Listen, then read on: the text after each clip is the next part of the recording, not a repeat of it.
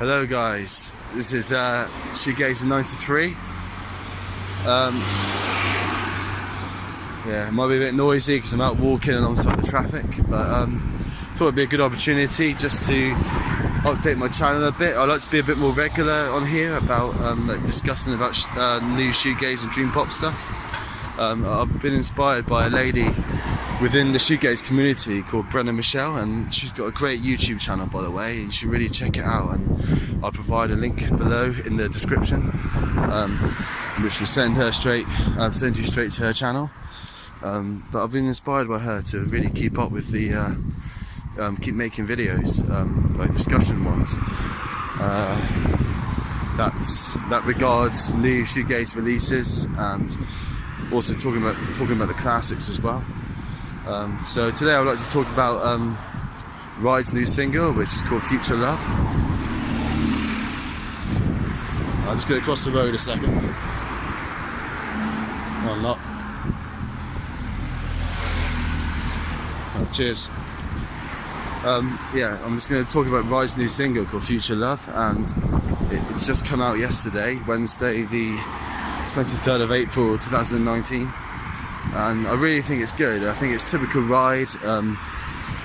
It's a single, so it's going to be safe, it's going to be commercial, and I think they've pulled it off very well. I think it's definitely like a Smith's, a Cure, Stone Roses kind of vibe to it, which is typical really of Rhyde, but in a good way. It's good to be typical Rhyde, because that's what I like about them. You know, they're not meant to fit, you know, strictly into the shoegaze scene.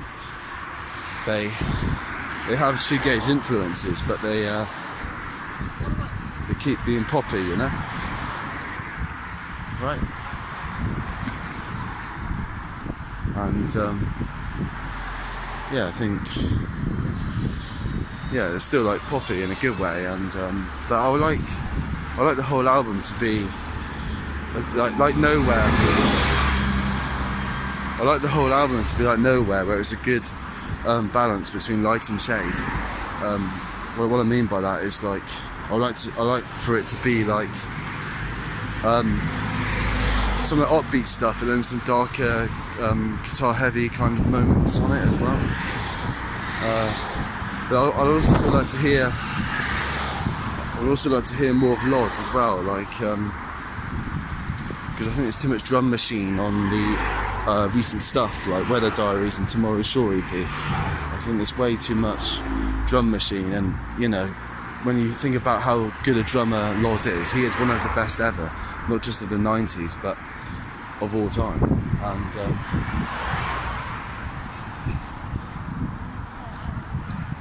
so I'd like to hear some more raw, powerful, fast drumming from Loz, because that guy, Rhyde haven't really, not since Going Blank Again, they haven't really got the best out of Loz.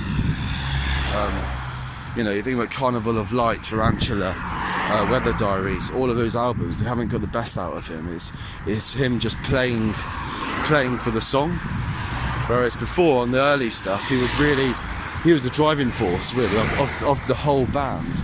You know, he drove the guitars. He did a drumming style that really, it kind of made the song move along and like go to a different part. So I'd like to hear more of Loz, you know, actual raw drumming. But it's a great start though to begin with, and like the lyric says, the lyric is you really got me going. That's the lyric. You got me going. You got me going, and it certainly has got me going, because it's got me excited, and I just hope there's more variety on this album, and hope it's a bit more heavy and a bit more experimental. But you know, I'm glad that Rhyde, you know, they're just doing their own thing as they've always done, and they're just being themselves. You know, they're not bounded by any label or anything. It's good that they're being themselves. And so yeah, that's what I've got to say about it really. And I think they'll still be great live. I think I'm really looking forward to seeing them live. Hopefully I know they're playing Australia in 2019, which I guess the Aussies are really glad about, because they've been calling for it for years and years. So I hope, but I do hope there's a UK tour as well with it. I hope to catch them in Bristol or something like that again. So yeah, it's a nice sunny day, and I think Ride's Future Love definitely symbolises the great weather here. And yeah, I'll speak to you guys later then. Alright, cheers, bye. We almost laughed, we almost cried. I saw Piroshka at the start of this month, and I got Lush album signed finally, after waiting for Mickey outside of the Manchester Academy gig in 2016. I failed to get the chance to meet her, even though I was waiting outside for an hour because they had some after party, and well, rumours say they had a big fallout at that actual gig. And but I'm so glad I actually met her in the end, and I got Gala signed by her, and I got Split signed, and obviously I got Spooky signed, which you could say is their dreamiest album of the lot, produced by Robin Guthrie. Songs like Super Blast on there, Stray, Nothing Natural, For Love, Ocean, and Monochrome, which is the final song they played in the Manchester Academy. There was their final song ever played live. And I also got Muse, which I really highly recommend with their old stuff. Their first EPs are absolutely brilliant. And this is the Cool Breeze EP with songs like Suzanne on it, and Speak to Me. It's got Untitled Love Song is on it, and the other one is Butterfly Collector, which is brilliant as well. I think there's Moose's signature. I think this is second best though to the Jack EP. I think the Jack EP is slightly better, but you need both of them. And essentially they have people complain saying that Moose never had a shoegaze album, but if you combine the Cool Breeze EP and Jack EP together, that's 8 solid shoegaze tracks right there. So I mean, you could argue that they did actually make a shoegaze album.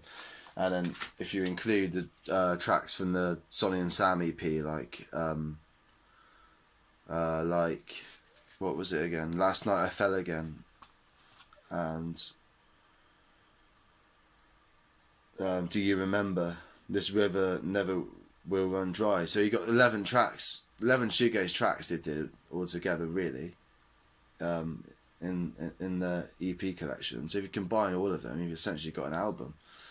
And also they were always quite shoegazy live as well. Like if you listen to a gig from 1994, like even though they sort of went more poppy country or something, they still had a lot of reverb in a lot of their songs. They still maintained the ethereal sound.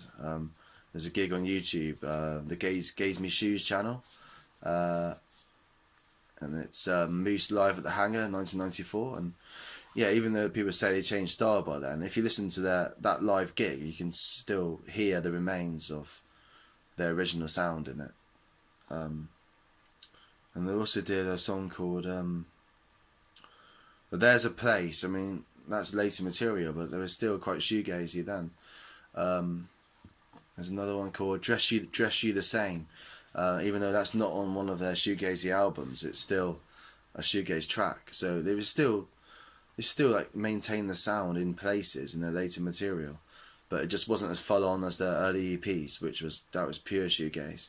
The Cool Breeze and Jack EP, songs like Boy and Jack itself, Ballad of Adam and Eve and Suzanne and Butterfly Collector, all of them are 10 out of 10 shoegaze songs, and I really respect Moose. I've even got the poster sign actually in 1991 Cool Breeze tour poster.